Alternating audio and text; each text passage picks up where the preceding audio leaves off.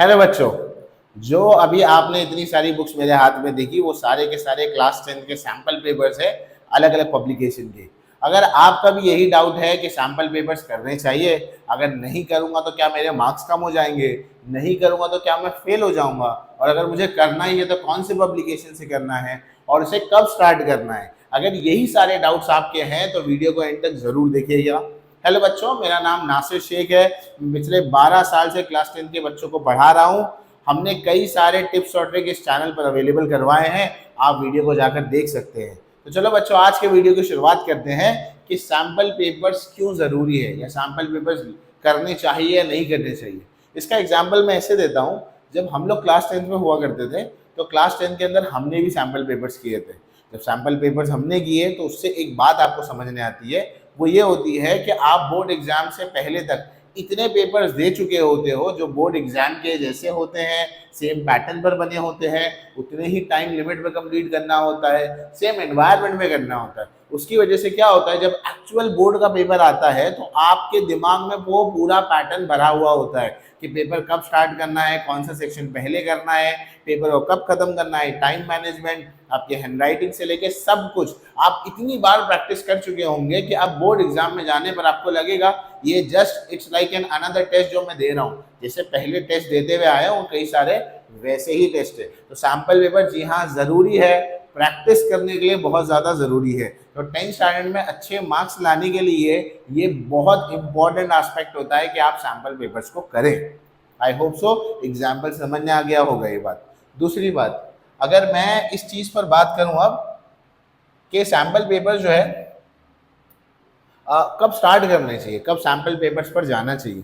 देखो, ideally sample papers पर तब जाया जाता है जब आपका सिलेबस कंप्लीट हो गया हो, उसके बाद आप प्रैक्टिस कर रहे हो। अगर सिलेबस कंप्लीट होने से पहले मान लो आपने सैम्पल पेपर्स को स्टार्ट किया तो क्या दिक्कत आएगी, कुछ क्वेश्चंस आपको आएंगे, कुछ क्वेश्चंस नहीं आएंगे। जब क्वेश्चंस आएंगे तो आपका कॉन्फिडेंस हाई हो जाएगा, अगर ज़्यादा क्वेश्चंस नहीं आ रहे तो आपका कॉन्फिडेंस लो हो जाएगा। तो इससे बेटर ये है कि अपनी प्रिपरेशन को चेक करने के लिए आइडियली ये होना चाहिए कि आप पूरा सिलेबस खत्म करें और सिलेबस खत्म करने के बाद क्या करें, सैम्पल पेपर्स की तरफ जाए। पर महाराष्ट्र बोर्ड में थोड़ा सा अलग चलता है, यहाँ पर यूजुअली हम दिसंबर से सभी बच्चे सैम्पल पेपर्स को करना शुरू कर देते हैं। तो देखो, जो पढ़ाई में एवरेज है, जिनका सिलेबस 50 या 50% से भी कम हुआ है, वो बेटर है कि सैम्पल पेपर्स को शुरू कर दें। खासकर लैंग्वेजेस हिंदी, मराठी और इंग्लिश, इसके सैम्पल पेपर्स तो ज़रूर करें, क्योंकि इसके अगर 5-5, 6-6 सैम्पल पेपर्स भी आपने कर लिए तो अभी फ़िलहाल के लिए मोर देन सफिशिएंट है कि आप उसमें अच्छा स्कोर कर जाएंगे।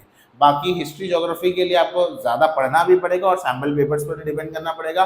मैथ साइंस के लिए आप जैसी प्रिपरेशन आपने करी है, जो भी स्ट्रैटेजी बनाई है वो भी करना है, प्लस सैम्पल पेपर करना है। ये उन बच्चों के लिए था जो एवरेज है। जो बच्चे अच्छा पढ़ रहे हैं उनके लिए वही चीज़ है जो मैंने पहले कही कि आप पहले अपने सिलेबस को कंप्लीट करें, फिर कहाँ जाए, सैम्पल पेपर्स की तरफ जाए। पहले प्रिपरेशन को कंप्लीट करें आप, फिर आप प्रैक्टिस मोड पर जाएं। उल्टा आएंगे तो गड़बड़ हो जाएगा। आधी पौनी प्रिपरेशन हुई है, प्रैक्टिस पर गए, रिटर्न फिर प्रैक्टिस से फिर प्रिपरेशन पर आना नहीं होगा। इसका मतलब मान लो आपके 8 लेसन हुए हैं साइंस 1 में पढ़ के, 2 बाकी है, या 7 लेसन हुए और 3 बाकी है, आप सीधा सैम्पल पेपर पर जंप कर दिए क्योंकि सब बोल रहे हैं कि भाई सैम्पल पेपर करना है, ज़रूरी है, दिसंबर आ गया, जनवरी आ गया, सैम्पल पेपर करो। हाँ, करना ज़रूरी है, पर पहले उसको पूरा करो। क्यों? क्योंकि वरना बाद में ये होगा कि 7 चैप्टर्स तो आपके हो गए हैं, आप जब बाकी के 3 चैप्टर्स जो बचे हैं वो फिर आपके नहीं हो पाएंगे, फिर वो थोड़े होंगे जो सैम्पल पेपर्स में क्वेश्चन होंगे उससे रिलेटेड होंगे। तो एक बार जल्दी जल्दी अपने सिलेबस को ख़त्म करो, सिलेबस ख़त्म होगा तो फिर इस पर आओ, तो आपके लिए बेहतर रहेगा प्रैक्टिस पेपर के लिए। ठीक, अब आते हैं सबसे इम्पोर्टेंट सवाल पर, कौन सी बुक सबसे बेस्ट होती है सैम्पल पेपर्स के लिए।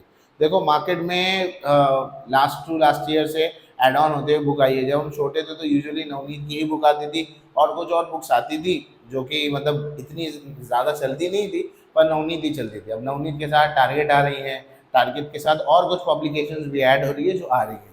तो आपको कौन सी बुक लेनी चाहिए? देखो, आइडियली मैं तो कहूँगा कि आप नवनीत की तरफ जाएँ।